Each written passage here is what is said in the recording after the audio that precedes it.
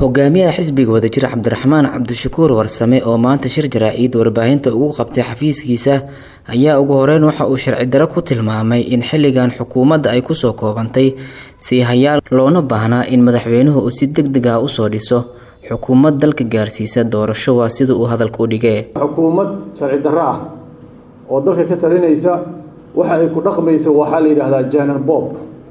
waxa la kala boobayaa hantidii dawladda, waxa la kala boobayaa mas'uuliyadii iyo xilalkii dawladda, waxa la kala boobayaa manaasibtii iyo garaadii xataa ciidanka ayaa boob lagu hayaa. waxa la dalaacsiiyay in ka badan 200 oo sargaal oo madaxweynaha dalaacsiiyay.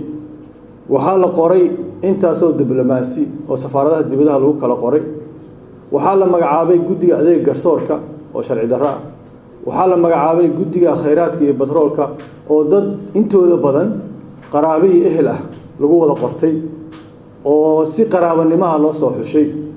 waxyaalaha aan la yaabno waxa kamid ah in la yiraahdo xubinada qaarkood waxay ka socdaan gobol hebel, tusaale ahaan gobolka Banaadir, qaraabana waxay leeyihiin qof kamid ah guddoonka baarlamaanka.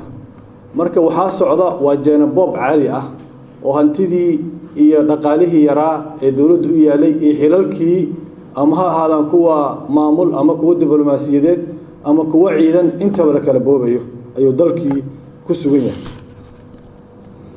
madaxweynaha wuxuu go'aansaday inuusan xukuumad dhisin si Janan Bobkaas u sii socdo. Cabdiraxmaan Cabdishakuur Warsame hogaamiyaha xisbiga wadajir ayaa dhanka kale waxa uu soo hadal qaaday shirka Dhuusamareeb wajigiisa saddexaad. waxa uu shaaciyay in soo magacaabis la'aanta ra'iisul wasaare uu dalka yeesho ay ka mid tahay waxyaabaha la doonayo in lagu fashiliyo shirkaasi. saabtiina baarlamaanka xubnihiisa intiisa badan oo guddoonka ugu horeeyo waxay raadinayaan waa muddo kororsi. doorashada dadban ay ku celcelinayaan doorashada waxaan rabnaa qof iyo cod ay leeyihiin. qof kasta oo Soomaaliya saqiir kabiir oo ogtahay inay tahay muddo kororsi inay doonayaan. waxa la doonayaa marka wixii Dhuusamareeb ka soo baxay inta la iska dhigo hadiiba la isku tago la ansixiyo mashruuca xukuumadda ama qorshaha xukuumadda ee 2 sano ah. saas daraadeed waxaan leenahay Dhuusamareeb si u dhacdo madaxweynaha waxa laga rabaa xukuumad asagu waa madaxweyne oo maameelka fulinta iyo qorshaha doorashada ee lagu soo siiyay asaga fulinteeda shaqo kuma laha. laanta fulinta xukuumadda oo xil saaran madaxweyne waxaan leenahay magacaaw ra'iisul wasaare dhis xukuumad. hogaamiyaha xisbiga wadajir Cabdiraxmaan Cabdishakuur Warsame ayaa ugu dambeyn waxa uu ka digay marxaladda kala guurka ee uu dalka ku jiro asagoona madaxweyne Farmaajo ugu baaqay in si degdeg ah uu soo magacaabo ra'iisul wasaare dalka gaarsiiya xilli doorasho.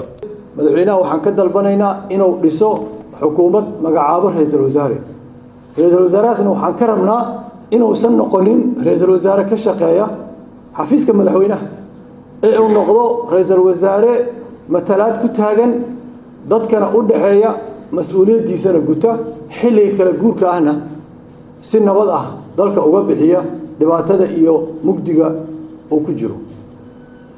waxaan rabnaa ra'iisul wasaare jidadka xiran ee dadka ay ku dhibtoodeen dhagxaanta ka qaada magaalada Muqdisho. waad ogtihiin dhagxaanta awal dadka celi jireen hadda biyihii inta celiyeen yaa dadkii iyo biyihii isku meel isugu imaadeen oo meel ay wada maraan ay laayihiin dadkii iyo biyihiiba. waxaan rabnaa ra'iisul wasaare dhagxaanta jidka qaada. waxaan rabnaa ra'iisul wasaare taliska nabad sugidda tilaab ka qaada. taliska nabad sugidda wuxuu noqday xarun fasahaadsan oo shabaab iyo ayada aan la kala garanaynin.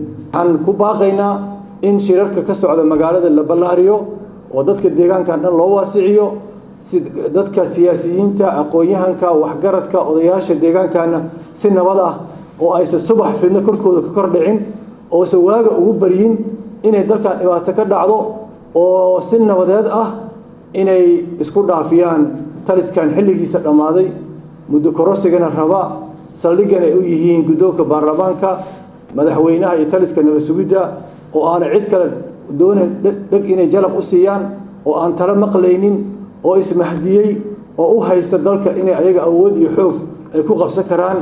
wadajirkaas ayaa loo gudbi karaa. Cumar Buule, Tusma TV, magaalada Muqdisho.